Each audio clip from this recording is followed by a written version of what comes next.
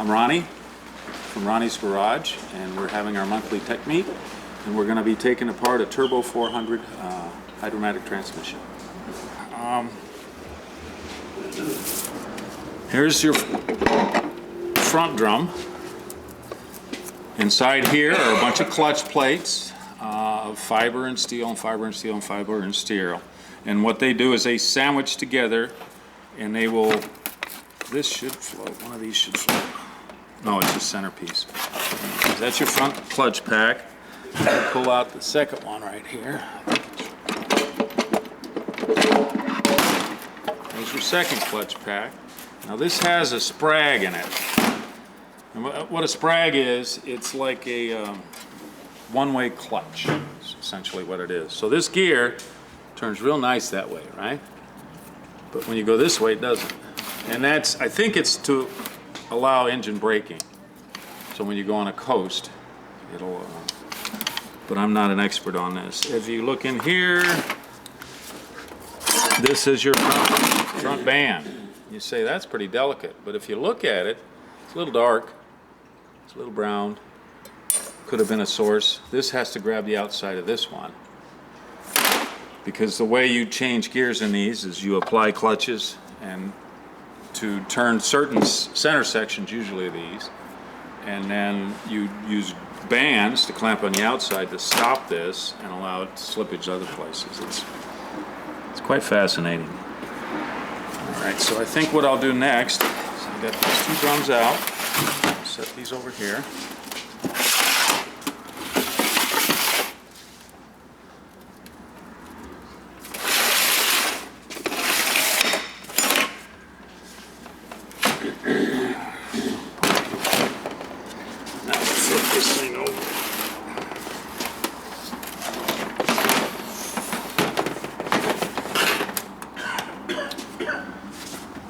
Pull the pan off.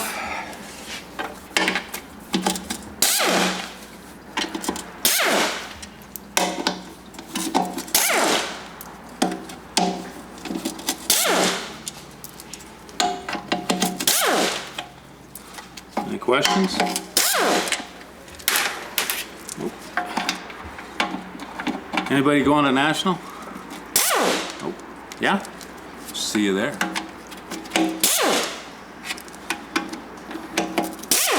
For those of you who don't know, I did get elected. So I have to be there Tuesday to be inducted. Now, that sounds like a medical term. Or electronic. Yeah, kind of like the aliens and all that. Yeah, they're gonna probe me. Kind of like a military term too. Oh, is it? Oh yeah, that's right. There's another one they called when they took the sailors out of the bars. Conscription? Conscription? Isn't that it? Huh? Impressment. Yeah. That's probably what you're going to do on Tuesday. Oh, okay. Okay, here we go. Let's turn this fluid out. And if you look at this pan, you're going to go, oh my God! I need a new transmission. Look at all that stuff. And it's hard and gooey. This is normal, just so you know. This is normal. Don't panic. If you see sparkly stuff in there, then you have reason to be concerned. Which is what we found inside the engine pan of this one. Sparkly stuff. Not good.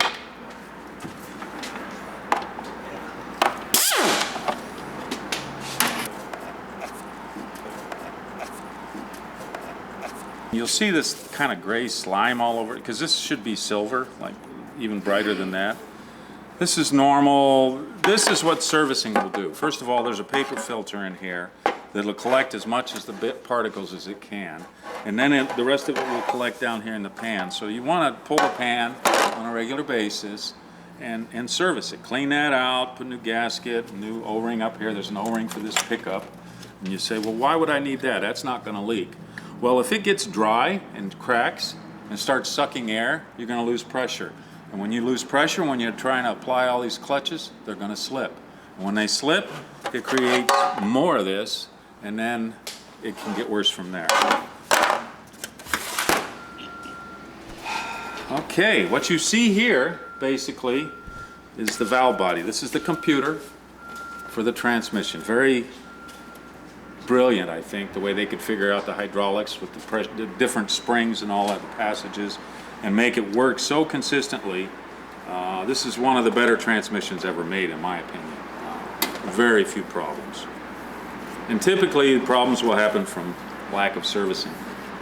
That's typically what happens. So that's the pan.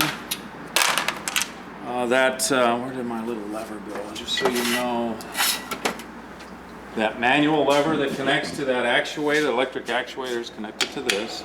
So this is what happens inside. This is in park. This locks. You can hear that click.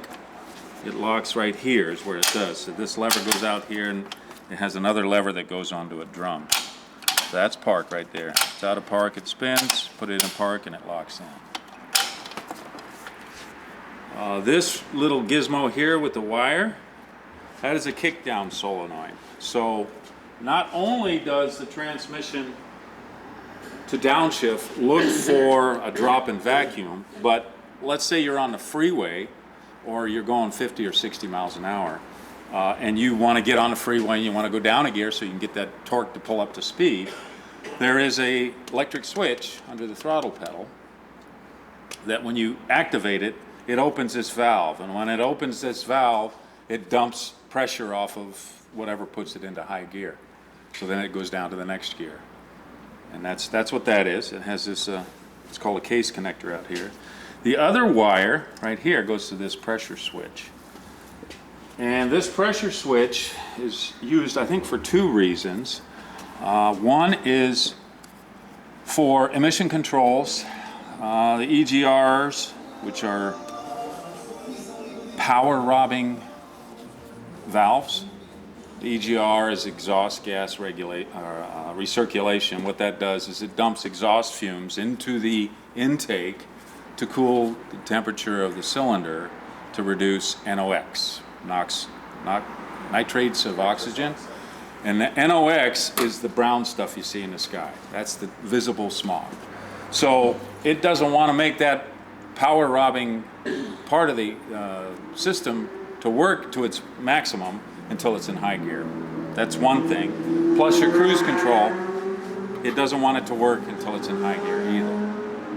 That's the two reasons for that pressure switch. So what I'm going to do is disconnect the wire if I can. There it is. That one, this one, well, they're actually both connected here. I'm going to go ahead and pull those out. This is one of probably the number 2 cause for leaks. To get this thing out, I always replace them to plastic. I take one of the metal tabs. Let's see if you guys can see that. Okay, and you don't have to have the transmission out to do this. You do have to have the pan out usually. I take the electric tab and then just pop it. So it's got these 3 plastic fingers that lock into this barrel to hold it in. It's got an O-ring that will leak. And there's another issue with these things. It's really hard to find the original high quality Delco ones. So there's a lot of aftermarkets. They like to leak around where these metal spades are inserted. It's really a pain in the butt, to be honest with you. So what I do on all the brand new ones I have, I put 5-minute epoxy and seal up that side and this side to minimize the eventuality. They almost always leak, but it's just how soon. So there's that. That's called your case connector. We'll pull a speedo drive out. Of course, it's a 10 millimeter. I don't have one of those.